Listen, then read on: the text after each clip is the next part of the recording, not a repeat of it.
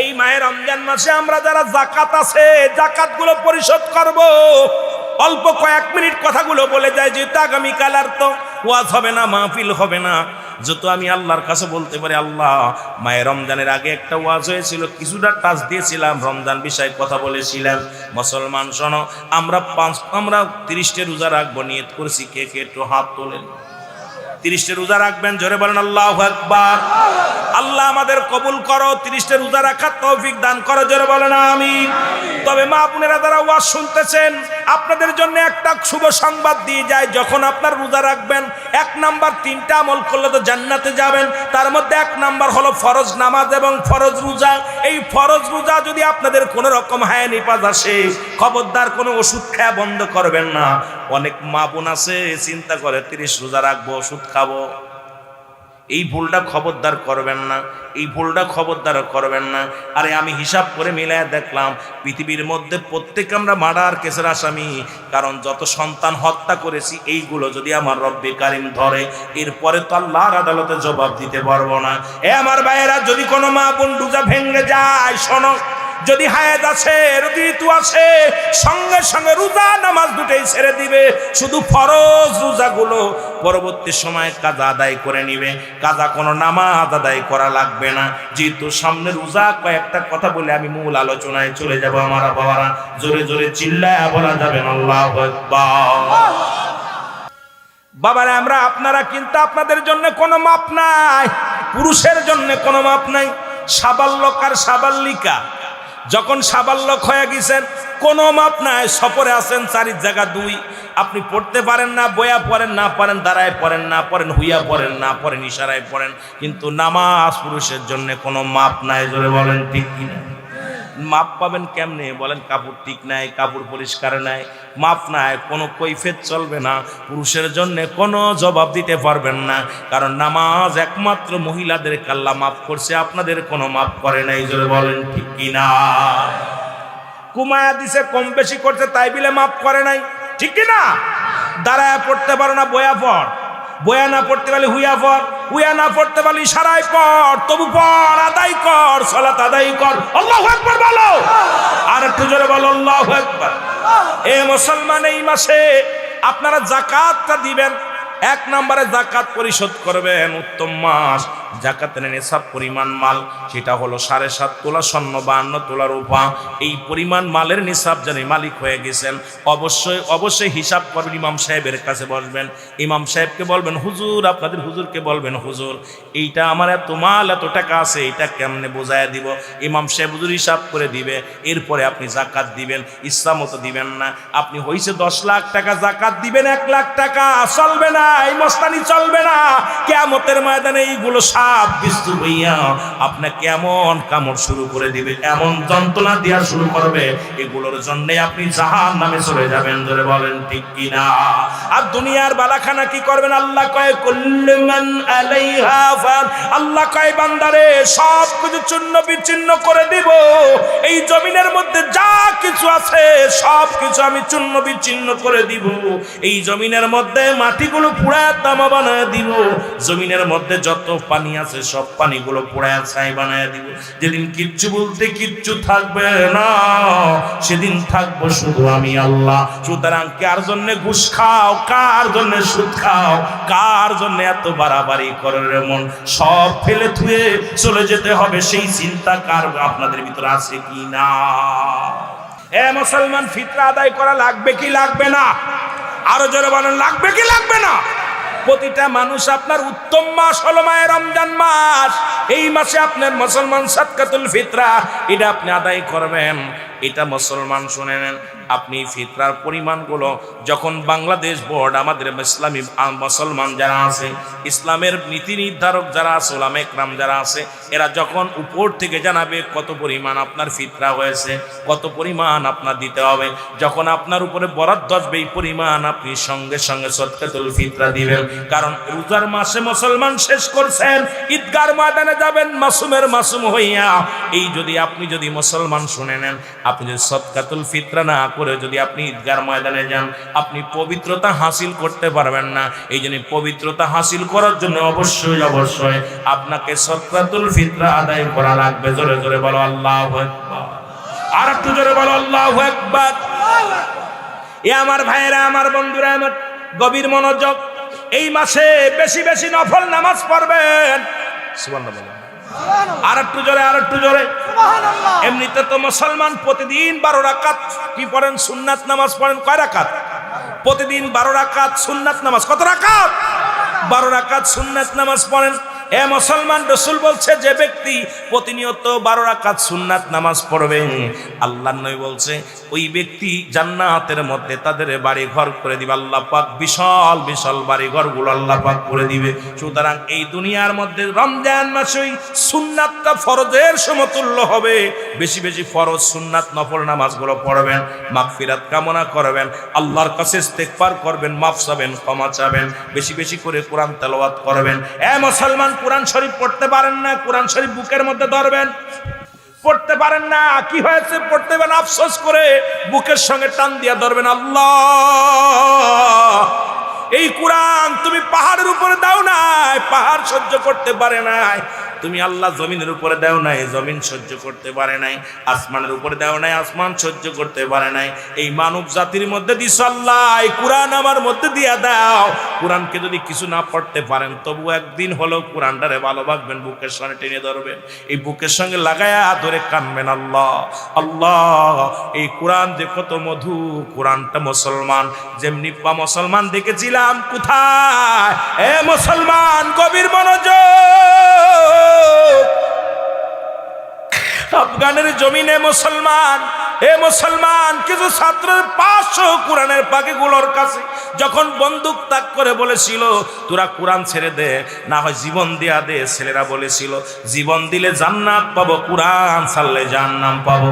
কিন্তু জীবন দিয়া দিছে, কোরআন ছাড়ে নাই। এই কোরআনের অবমাননা সহ্য করা যাবে না। জোরে বলেন ঠিক কিনা? আল্লাহ নিজেই বলেন যালিকাল কিতাবু লা রাইবা ফীহি। আর এটা মানবে কার? আল্লাহ কয় হুদাল লিল মুত্তাকিন।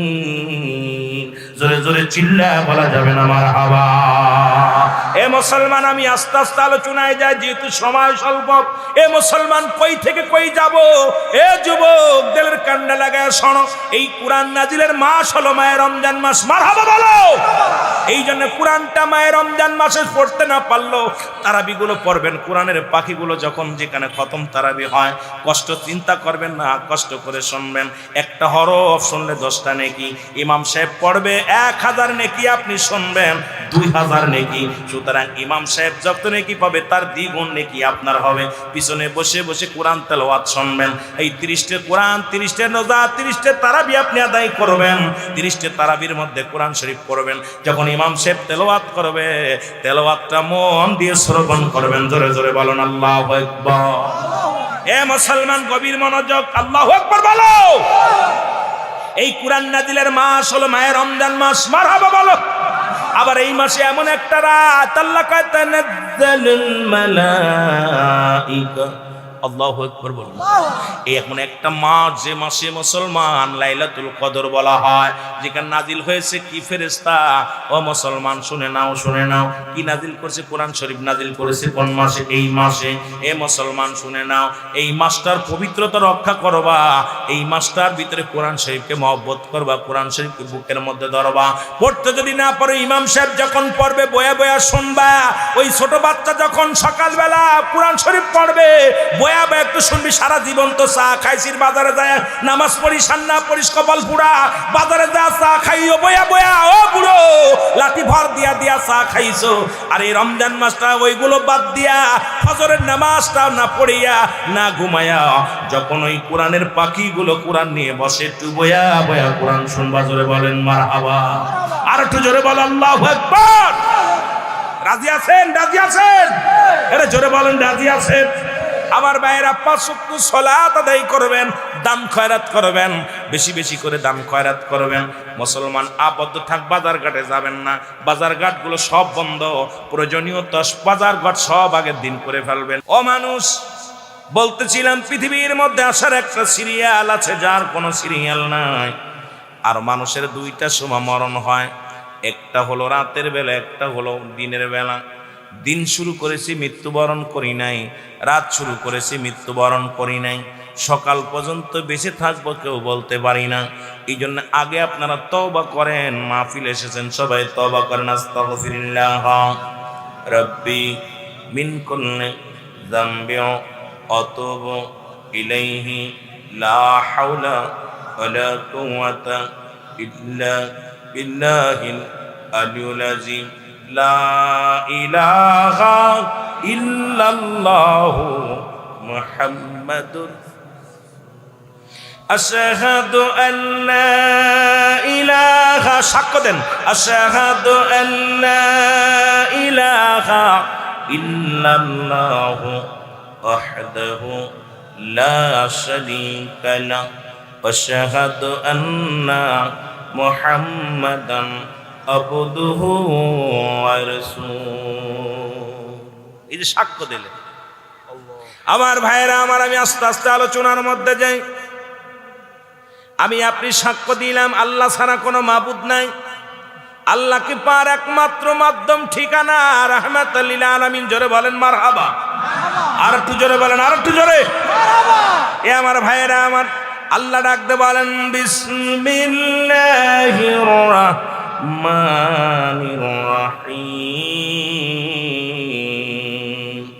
কুল হুয়াল্লাহু আহাদ আল্লাহুস সামাদ লাম ইয়ালিদ ওয়া লাম ইউলাদ ওয়া লাম ইয়াকুল লাহু কুফুয়ান আহাদ। আল্লাহ ডাকতে বলেন হাবিব জানায়া দাও আমি আল্লাহ এক। আল্লাহ কয়জন? জোরে বলেন আল্লাহ কয়জন? যারা দেবতা পূজা করে তাদের আল্লাহ কয়জন? যারা চন্দ্র পূজা করে, যারা মূর্তি পূজা করে, যারা মন্দির পূজা করে, যারা মাজার পূজা করে, এই দুনিয়ার মধ্যে মুসলমান শুনে নাও, অসংখ্য মানুষ আমরা শিরকি করি, গুনাহ করতেছি আমরা দুনিয়ার মধ্যে। কেউ করে দরগা পূজা, কেউ করে মাজার পূজা, কেউ করে মুসলমান মূর্তি পূজা। আজকে পূজার মধ্যে সব ঢুকে গেছি আমার ভাইরা আমার বন্ধুরা আমার। আল্লাহ ডাকতে বলে হাবিব আপনি জানিয়ে দেন আমি আল্লাহ এক। আল্লাহ কয়, আল্লাহ বলে বান্দারে আমি আল্লাহ এক। পৃথিবীর মধ্যে কাউরে জন্ম দিই নাই, কারো থেকে জন্ম নিই নাই। আল্লাহর কোনো ছেলে নাই, মেয়ে নাই, কোনো বংশ পরিচয় নাই। আল্লাহ এক, এটা বিশ্বাস আছে কার কার? আল্লাহ একজন, কার কার বিশ্বাস? একটু হাত তোলে। এই নবী বলেন হায়াতি খায়রুল লাকুম, আমার হায়াতের জিন্দেগিটা উম্মতের জন্য কল্যাণ স্বরূপ। সুবহানাল্লাহ বলেন, আর একটু জোরে বলেন, আর একটু জোরে বলেন সুবহানাল্লাহ। এ আমার ভাইরা আমার বন্ধুরা আমার, যে নবী লাগবে কবরে, নবী লাগবে মিজানে, নবী লাগবে ফুলসিরাতে, নবী লাগবে আমাল কিয়ামতের ময়দানে। তাই বলে এই নয় আল্লাহকে কষ্ট দিয়ে রাসূলকে ভালোবাসা যাবে না। রাসূলকে মুসলমান পৃথিবীর মধ্যে ইস্তার আছে, এই পৃথিবীর মধ্যে আল্লাহ রব্বুল আলামিনের ইস্তার যেখানে সেখানেই রব্বুল আলামিন নবীর ইস্তার আছে, আপনার মা বাবার ইস্তার আছে, পীর মাশায়েখের ইস্তার আছে। এখন আমার দেশের সমাজ এমন একটা বেজালে ফেলাইছে, রব্বে কারিমের সঙ্গে সবাই শরীক করে ফেলে। ধরে বলেন ঠিক কিনা? হাসতে হাসতে গুনাহ করে ফেলে। রাসূলুল্লাহ যখন এই দাওয়াত দিতে লাগলেন, তৎকালীন জামানার নাম হলো অলিদ নামে এক দুশমন। নাম কি? জোরে বলেন নাম কি? অলিদ। উনি আল্লাহকে সিজদা করা মানতে পারেন নাই। আখির নবী বলছে দুনিয়ার মানুষ, আমি আল্লাহর পয়গম্বর। এই কালেমা শুধু আমার নবীর নয়, যদি বলেন আখির নবী মুহাম্মাদের কালেমা, তাহলে এটা হলো আরেক বাটপার। কারণ এই কালেমাটা আমার নবী, শুধু আমার নবীর নয়, এই কালেমাটা হলো আদম আলাইহিস সালাম থেকে শুরু করে। আদম বলে লা ইলাহা ইল্লাল্লাহ, আদম শফিউল্লাহ। লা ইলাহা ইল্লাল্লাহ মুসলমান ইব্রাহিম খলিলুল্লাহ। লা ইলাহা ইল্লাল্লাহ ঈসা রূহুল্লাহ। লা ইলাহা ইল্লাল্লাহ মুসা কালিমুল্লাহ। লা ইলাহা ইল্লাল্লাহ মুহাম্মাদুর রাসূলুল্লাহ।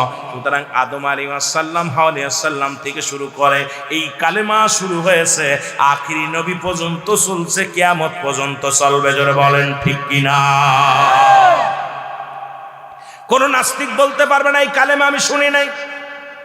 কোন কাফের বলতে পারবে না এই কালেমা আমি শুনি নাই।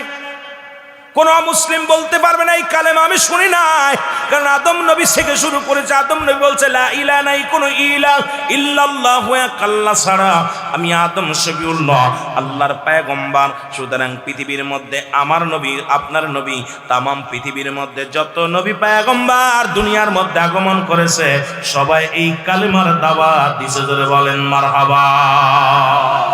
আমি যাব আস্তে আস্তে আলোচনার মধ্যে যাই। ওলীদ কি করলেন? একটা পুতুল বানাইলেন, পুতুল বানাইয়া সিজদা শুরু করে দিলেন। আব্দুল্লাহর বেটা মুহাম্মাদের কোনোদিন ভগবানকে দেখতে পারি নাই, সে আল্লাহকে কোনোদিন দেখা যায় না, কোনোদিন দেখতে পারি নাই, তারে আমরা মানি না, ওর কথাও বিশ্বাস করি না, মানব না, এটা মানা যাবে না, অসম্ভব। এই ওলীদের পূজা করা শুরু করলি, পুরো পূজা শুরু করলো পুতুলটার মধ্যে যাইয়া ভগবানের কাছে চায়। একদিন রাত্রে গভীর রাত্র হয়ে গেছে, ওলীদের পুতুলের ভিতর থেকে আওয়াজ আসে ওলীদ, ওলীদের পুতুলের ভিতর থেকে আওয়াজ আসে ওলীদ। মুহাম্মাদের আব্দুল্লাহর বেটা মুহাম্মদ একটা ধোঁকাবাজ, আব্দুল্লাহর বেটা মুহাম্মদ একটা কাজ্জাব, আব্দুল্লাহর বেটা মুহাম্মাদের খোদা বলতে কিচ্ছু নাই, আব্দুল্লাহর বেটা মুহাম্মদ সে একটা মিথ্যুক কাজ্জাব। সুতরাং আমি এক নাম্বার খোদা, আমার যদি তুমি সেজদা করতে পারো, আমার যদি ভালোবাসতে পারো, আমার যদি খেদমত করতে পারো, আর আমি যদি তোমার উপরে রাজি হয়ে যায়, দুনিয়ার সব কিছু তুমি পেয়ে যাবা। জোরে বলো নাউজুবিল্লাহ। স্বর্ণের পুতুলের ভিতর থেকে আওয়াজটা আসছে, খেয়াল করবেন। এখন ওলীদ কি করলেন? তার ভাই বন্ধু আত্মীয়স্বজন সবাইকে দাওয়াত দিলেন, শোনো মুহাম্মদ, আব্দুল্লাহর বেটা মুহাম্মদ উনি যে ভগবান, উনার যে খোদা আছে, উনি তো কারুর লগে কথা বলে না। আব্দুল্লাহর বেটা মুহাম্মাদের আল্লাহ কথা বলতে পারে না, কিন্তু আমার আল্লাহ কথা বলতে পারে। আব্দুল্লাহর বেটা মুহাম্মাদের ভগবান কথা বলতে পারে না, ভালো মন্দ কিছু বলতে পারে না, কিন্তু আমার খোদা সব বলতে পারে। এই কথা বলে বলে দলে দলে মানুষগুলো সব নাস্তিক করে ফেললেন, সব মানুষ পুতুলের প্রতি তারা ঈমান আনায় ফেললেন। নাউজুবিল্লাহ বলেন না। আব্দুল্লাহর বেটা মুহাম্মাদের কাছে বলে, এ মুহাম্মদ আমি কিছু কথা বলতে চাই। বলে কি কথা? বলে কথা হলো, আমি আগামীকাল সারা ওয়ার্ল্ডের মানুষগুলো ডেকেছি, আমার খোদা কথা বলে, তোমার খোদা যদি কথা বলতে পারে আমি ডাক দিব, তুমি তোমার খোদারে ডাকবা, তোমার আল্লাহরে ডাকবা। তোমার আল্লাহ যদি কথা বলতে পারে তাহলে বুঝবো তোমার আল্লাহ সঠিক, আর আমার আল্লাহ আমার খোদা যদি কথা বলতে পারে তুমি তোমার দলবল নিয়ে কালেমা পড়ে আমার খোদার অন্তর্ভুক্ত হয়ে যাবা। মানো কি মানো?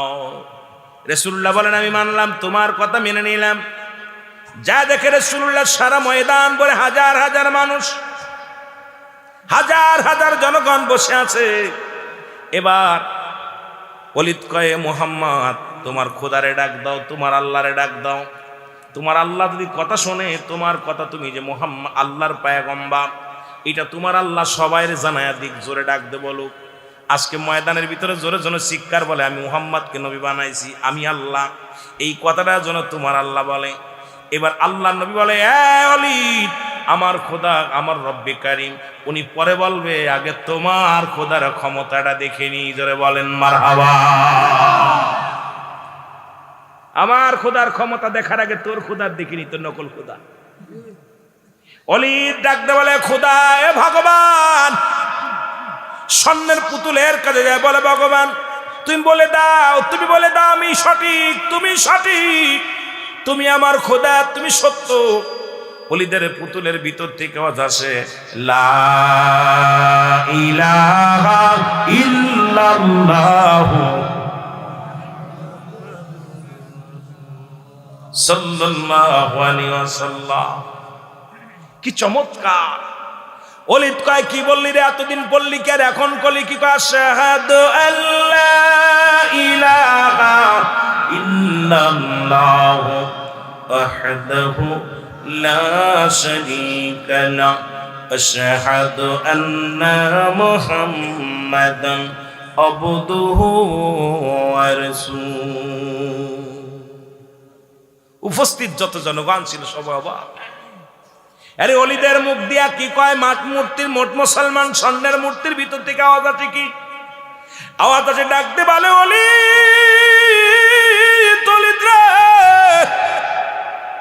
আব্দুল্লাহর বেটা মুহাম্মাদের খোদা সত্য, আমার আল্লাহ সত্য, আখির নবী রাহমাতুল লিল আলামিন যেটা বলছো ওটাই সত্য। এ অলি শুনে নাও, তোমার খোদা যেটা সেটা ভণ্ড প্রতারক। আব্দুল্লাহর বেটা মুহাম্মাদের খোদাই সঠিক, যার কোনো আকার নাই, যে পৃথিবীর মধ্যে যাকে দেখা যায় না তিনি আর কেউ নয়, তিনি হলো রব্বে কারীম। অলি রে, উপস্থিত যত জনগণ আছে সবাই তোমরা পড়ে নাও লা ইলাহা ইল্লাল্লাহু মুহাম্মাদুর রাসূল। পুতুলটা যখন ভেঙে গেছে, লোকজন বলে অলি তোমার ভগবান এতদিন কথা বলে, আজকে কেন মুহাম্মাদের পক্ষে কথা বলল? কারণটা কি? মুহাম্মদ বড় জাদুকার, মুহাম্মদ বড় ধোঁকাবাজ, এই কারণে আমার পুতুলটা আজকে মুহাম্মাদের পক্ষে নিছে, আল্লাহর পক্ষে নিছে। এবার মুহাম্মদ মুসলমান শুনে না রাহমাতুল লিল আলামিন রাস্তা দিয়ে রওনা দিছে। হঠাৎ করে একটা জিন, বিশাল একটা দৈত্য, সামনে একটা তরবারি নিয়ে সামনে হাজির। সালাম দা, আসসালামু আলাইকুম ইয়া রাসূলুল্লাহ, আসসালামু আলাইকুম ইয়া হাবিবাল্লাহ, আসসালামু আলাইকুম ইয়া রাহমাতাল লিল আলামিন। আল্লাহর নবী বলে আলাইকুম আসসালাম। তুমি কে? বলে হুজুর আমি জিন জাতির সর্দার। কয় তোমার হাতে কি? বলে তরবারি। রক্ত কেন? বলে এই মাত্র খুন করেছি একটা। আর একটু জোরে সুবহানাল্লাহ। কেন আপনার কিন্তু হুজুর খুন করছে? সুবহানাল্লাহ মানে কি? হুজুর খুন করেছে একটা।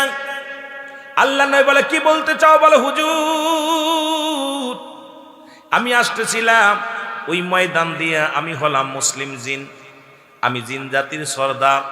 হুজুর আমি যখন আসতেছিলাম দেখি ওই অলিদের পুতুলের মধ্যে, স্বর্ণের পুতুলের মধ্যে একটা দুষ্ট জিন, একটা কাফের জিন প্রবেশ করেছে, অমুসলিম জিন প্রবেশ করে ওই পুতুলের ভিতর থেকে আওয়াজ দেয়, অসংখ্য মানুষ ঈমান হারায় ফেলেছে, অলিদের প্রতি ঈমান এনে ফেলেছে। ইয়া রাসূলুল্লাহ, ইয়া হাবিবাল্লাহ, আমি আসতেছিলাম তখন দেখি এই কাণ্ড। আমি ওই পুতুলের ভিতরে ঢুকে ওই দুষ্ট জিনকে হত্যা করে ইয়া রাসূলুল্লাহর ভিতরে আমি বসেছিলাম। যখন অলিদ বলেছে, পুতুলেরকে বলছে, পুতুল রে তুমি বলে দাও তোমার খোদা মুহাম্মাদের ধর্ম বিষয়। ইয়া রাসূলুল্লাহ, ইয়া হাবিবাল্লাহ, তখন ওই পুতুল বলে না, ওই পুতুলের ভিতর থেকে আমি মুসলিম জিন কথা বলেছিলাম। জোরে জোরে চিল্লায় বলা যাবে না সুবহানাল্লাহ। আল্লাহ নবী বলে তুমি কেমনে জানলে আমি আখির নবী? বলি ইয়া রাসূলুল্লাহ, মানব সৃষ্টির আগে আমাকে সৃষ্টি করেছিল রব্বে কারীম। এই পৃথিবীর মধ্যে আপনাকে পাঠানোর আগে, মানব জাতি পাঠানোর আগে আমাকে দুনিয়ার মধ্যে পাঠাইছে। ইয়া রাসূলুল্লাহ, ইয়া হাবিবাল্লাহ, এই জিন জাতিকে দুনিয়ার মধ্যে পাঠানোর পর ইয়া রাসূলুল্লাহ আমি জিন জাতির সরদার। আমি আদম নবীকে বলতে শুনেছি রাহমাতুল লিল আলামিন, ইব্রাহিম নবীকে বলতে শুনেছি রাহমাতুল লিল আলামিন, ঈসা নবীকে বলতে শুনেছি রাহমাতুল লিল আলামিন, মুসা নবীকে বলতে শুনেছি রাহমাতুল লিল আলামিন। ইয়া রাসূলুল্লাহ, ইয়া হাবিবাল্লাহ, সমস্ত নবী তো আপনাকে নেতা বলে, সমস্ত নবীকে আপনাকে সম্মান করে। সুতরাং আমরা জিন জাতির নবীও আপনি, শুধু মানবের নবী নয়, দানবের নবী। কথা বুঝেননি?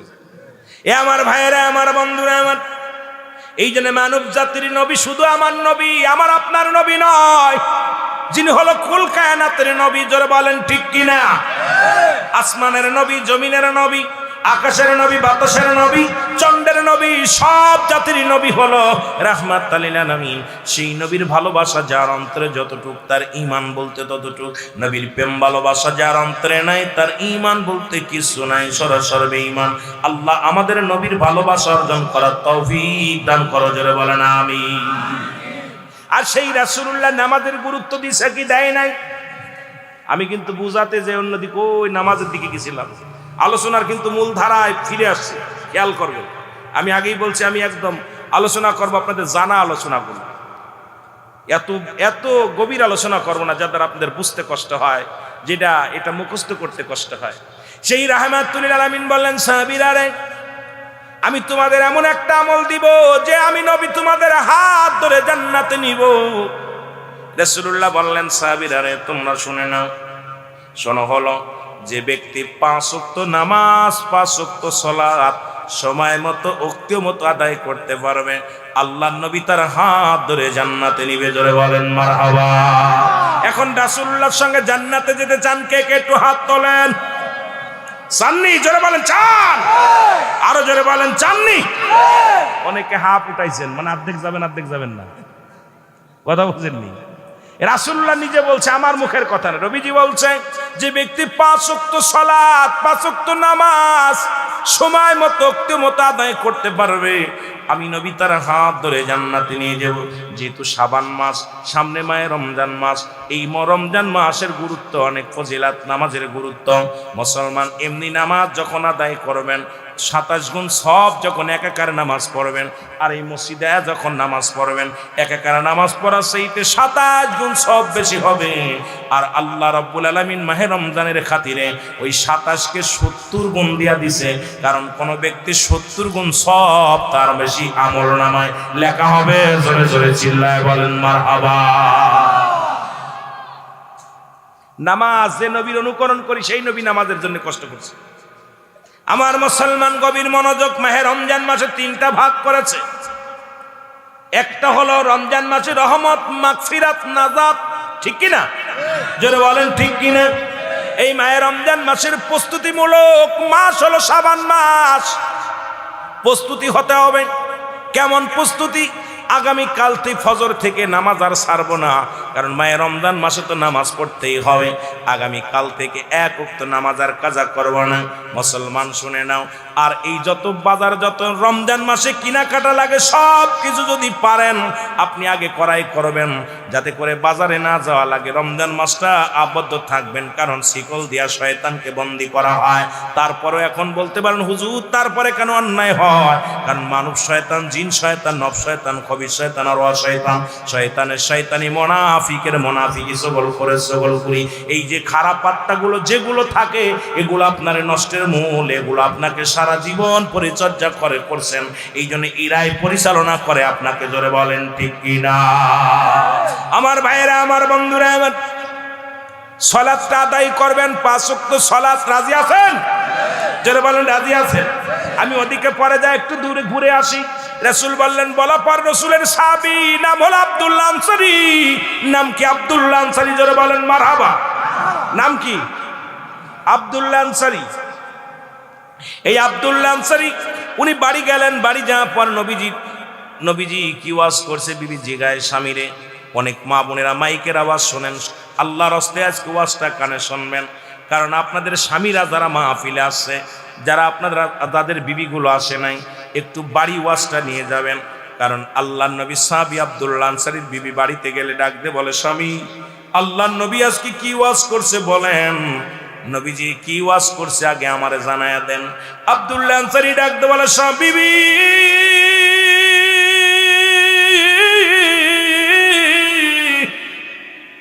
রাহমাতুল লিল আলামিন ওয়াজ করছে, কোন ব্যক্তি যদি 5 ওয়াক্ত সালাত 5 ওয়াক্ত নামাজ সময় মতো আদায় করতে পারে, আল্লাহর নবী তার হাত ধরে জান্নাতে নিয়ে যাবে। বিবি ডাক দিয়ে বলে, স্বামী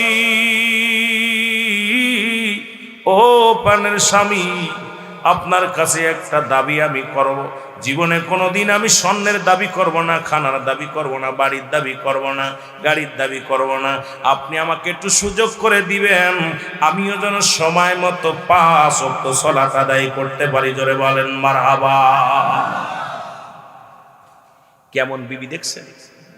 আমাদের বিবিরা তো অনেক কিছু চায়, আর সাহাবীদের বিবিগণ শুধু আমল করতে চায়।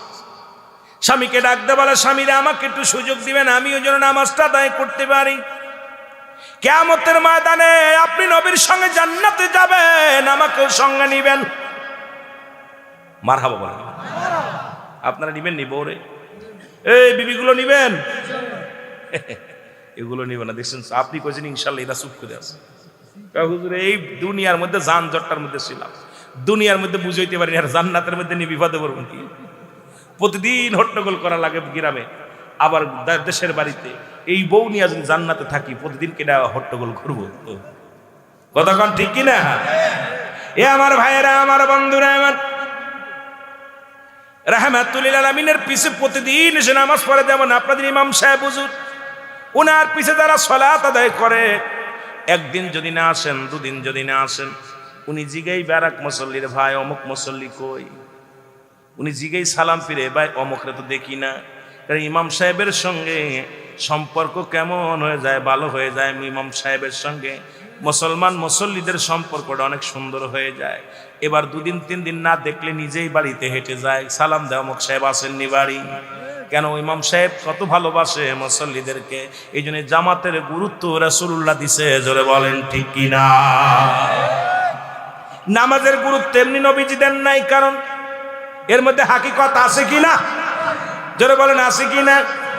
প্রতিবেশীর হক গুলো আদায় হয়ে যায়। কে কোন হালাতে আছে, ইমাম সাহেব জিজ্ঞাসা, আসসালামু আলাইকুম ভাই অমুক কেমন আছে, আসসালামু আলাইকুম ভাই অমুক কেমন আছে, আপনার ছেলে মেয়ে কেমন আছে। এ মুসলমান শোনো, আজকে কিন্তু আমাদের সেই জামাতের প্রতি গুরুত্ব নাই। রাসূলুল্লাহ দেখে একদিন নয় দুদিন নয়, আনসারী প্রতিদিন নামাজে আসে, নামাজ শেষ করার পর আনসারী আর রাসূলুল্লাহ তারে দেখতে পায় না। নবীজি বললেন, আমার সাহাবীরা, আমার আনসারী দেখি নামাজে আসে, কিন্তু সালাম ফেরানোর পর আনসারী কার দেখতে পাই না, কারণটা কি? সাহাবীরা বলে, হুজুর নিশ্চিত কোন দুনিয়ার কোন ঝামেলার মধ্যে পড়েছে, দুনিয়ার কোন ঝামেলার মধ্যে, কোন প্রেমের মধ্যে পড়েছে। নবী কয়, আমি নিজেই যাব, তোমরা খবর না, আমি নিজেই খবর নিব। রাসূলুল্লাহ নিজেই খবর নিতে চলে গেলেন, বাড়িতে গেলেন, সালাম দেয়, আসসালামু আলাইকুম ইয়া আহলাল বাইত, আসসালামু আলাইকুম ইয়া আহলাল বাইত। একবার নয়, দুবার নয়, তিনবার নবীজি সালাম দিলেন, কোন সালামের জবাব পাইলেন না। এবার রাসূলুল্লাহ ফিরে আসলেন, মনে কষ্ট নিয়ে ফিরে আসলেন। পিছন থেকে সাহাবী উত্তরে দেয়, ওয়ালাইকুম আসসালাম ইয়া রাসূলুল্লাহ, ওয়ালাইকুম আসসালাম ইয়া হাবিবাল্লাহ, ওয়ালাইকুম আসসালাম ইয়া রাহমাতাল লিল আলামিন। রাসূলুল্লাহ বলে, তুমি তিনবার সালাম দিলে, বুঝতে বাকি নাই, তুমি উত্তর দাও নাই। সালাম তুমি শুনেছিলে, উত্তর দাও নাই। আনসারী বলে, ইয়া রাসূলুল্লাহ ইয়া হাবিবাল্লাহ, আমি উত্তর দিই নাই, কারণ আপনি যখন আমারে সালাম দিয়েছিলেন, আমি কেন উত্তর দিতে পারি না? যদি দয়া করে আমার বাড়িতে যাইতেন, তাহলে আমি আপনাকে বলতে পারতাম কেন সালামের জবাব দিই নাই। নবী কয়, চলো। কেন? নবীকে বায়ানাত, উত্তম ব্যবহার, উত্তম আখলাক, উত্তম চরিত্র আমার রাসূলকে যা দিয়েছে পৃথিবীর মধ্যে, সেই রাসূলের গুণে গুণান্বিত হওয়ার দরকার আছে কিনা?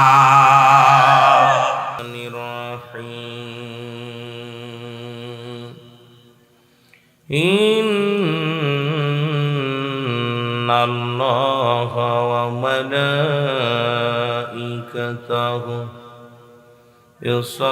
ইউসাল্লুনা আলান নবী ইয়া আইয়ুহাল্লাযীনা আমানু সাল্লু আলাইহি ওয়া সাল্লিমু তাসলিমা। যেখানে আছেন মহব্বতের সঙ্গে দুরূদ শরীফ পড়ুন, আল্লাহুম্মা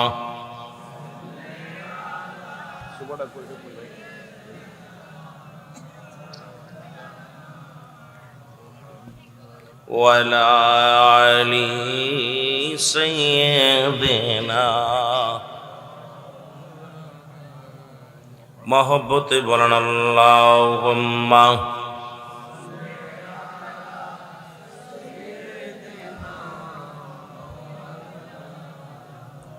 ভাই কষ্ট হচ্ছে, রাসূলের উপরে একবার দুরূদ পড়লে 10টা গুনাহ মাফ হয়ে যায়। রাসূলের উপরে একবার দুরূদ পড়লে 10টা গুনাহ আল্লাহ মাফ করে দেন, 10টা নেকি আমলনামায় লিখে দেন। রাসূলের উপরে দুরূদ পড়লে 10টা পুরস্কার ইয়াউমাল কিয়ামতের ময়দানে আল্লাহ দান করবে। রাসূলের উপরে দুরূদ পড়লে আল্লাহ খুশি হয়, রাসূলের উপরে দুরূদ পড়লে ফেরেশতারা খুশি হয়, নবীজি খুশি হয়। একটা কিতাব আছে তাবলিগ জামাতের ভাইয়ারা, ফাজাইলে দুরূদ, রাসূলুল্লাহ দুরূদের ফজিলত। কওমি অঙ্গনের আলেম ভাইয়েরা যারা আছেন, মুফতি শফিক আহমেদের লেখা ফতোয়ায়ে দেওবন্দের মধ্যে 2য় খণ্ড 24 নম্বর পৃষ্ঠা। রাসূলের উপরে আহলে সুন্নাত ওয়াল জামাতের আকীদা হলো, এই নবীর উপরে দুরূদ ও সালাম পাঠ করা জীবনে একবার ফরজ, একাধিকবার পড়া সুন্নাত। যতবার পড়বেন মুস্তাহাব আমল, জোরে বলেন না সুবহানাল্লাহ। আল্লাহ বলে, ইন্না নিশ্চিন্নাল্লাহ, আমি আল্লাহ, ইউসাল্লুনা, আমি পড়েছি আলান নবী, আমার নবীর উপর, ইয়া আইয়ুহাল্লাযীনা আমানু, ঈমানদার বিশ্বাসীরা, সাল্লু আলাইহি ওয়াসাল্লিমু তাসলিমা, দুরূদ ও সালাম পাঠ করো আমার নবীর উপরে। 2 টাকায় একটা তাসলিমান, একটা তাজিমান। সম্মানের সঙ্গে পড়তে হবে, কোনো মানুষের উপরে না, রাসূলুল্লাহর উপরে। একটু মহব্বতের সঙ্গে দুরূদ শরীফ পড়ুন। আল্লাহুম্মা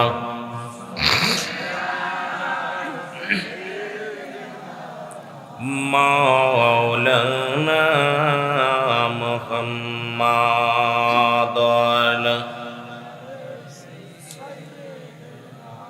মাওলানা হয়নি কো হবে না গো,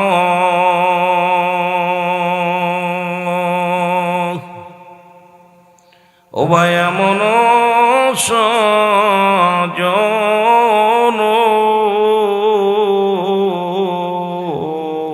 হয়নি কো হবে না গো, এমন সজন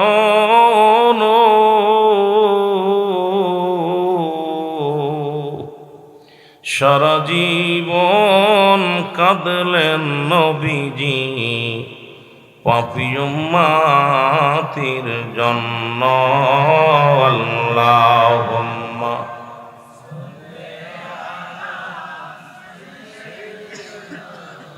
মাওলানা মুহাম্মাদান সাইয়্যিদিনা।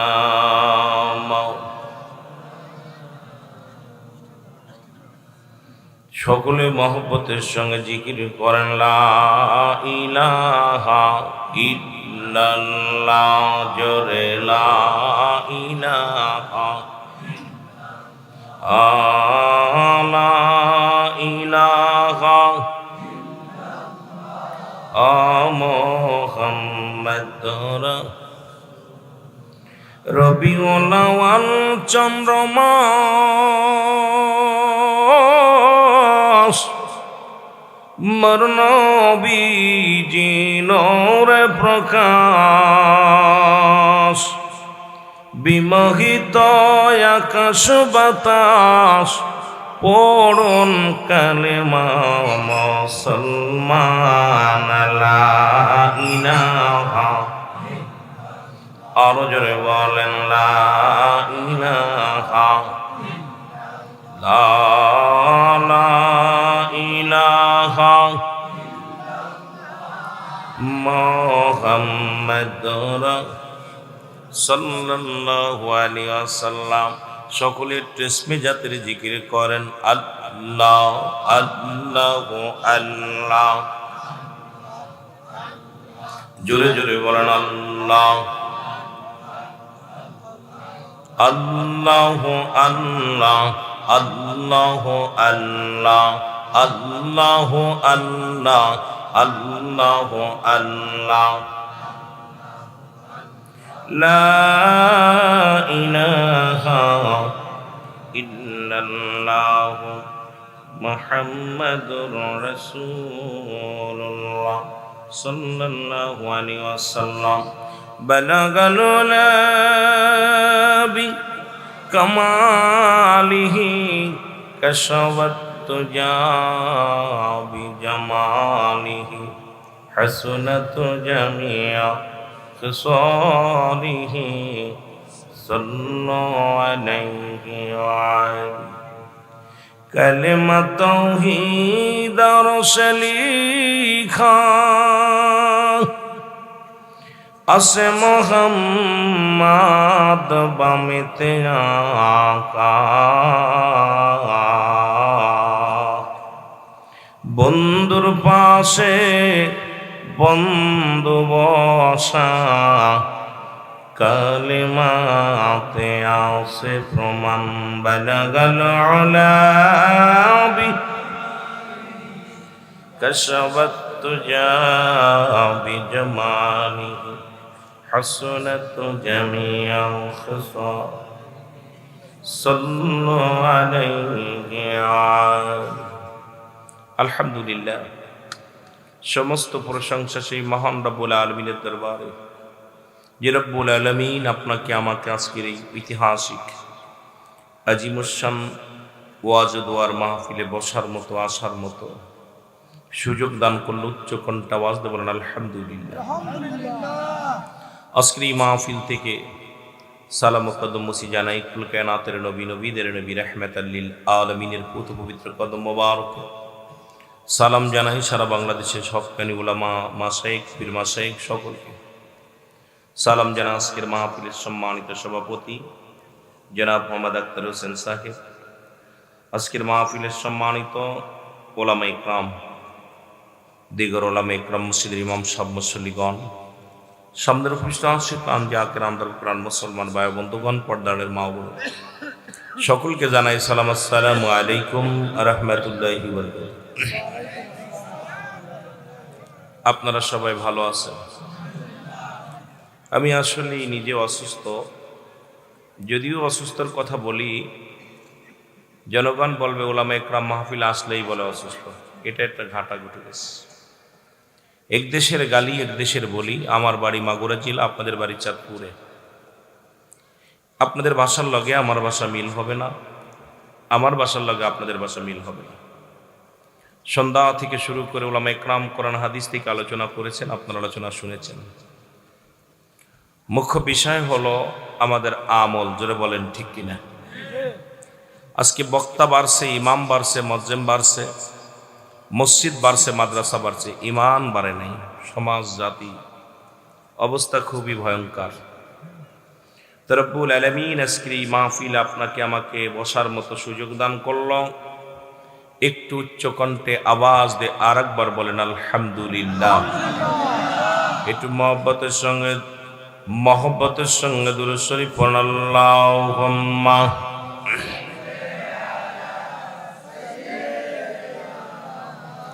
মাওলানা মুহাম্মাদ।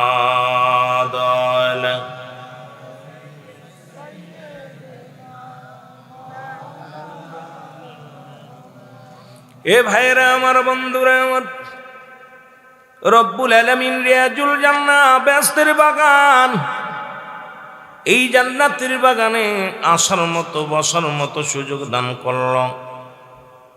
এ সময় কত মানুষ জেলখানায়, কত মানুষ হাসপাতালে, কত মানুষ মৃত্যু শয্যায় সজ্জিত। রব্বুল আলামিন আপনাকে আমাকে জেলখানায় নেন নাই, হাসপাতালে নেন নাই, সুন্দর পরিবেশ রিয়াজুল জান্নাহ বেহেশতের বাগানে বসার মতো সুযোগ দান করল। আপনারা খুশি না বেজার?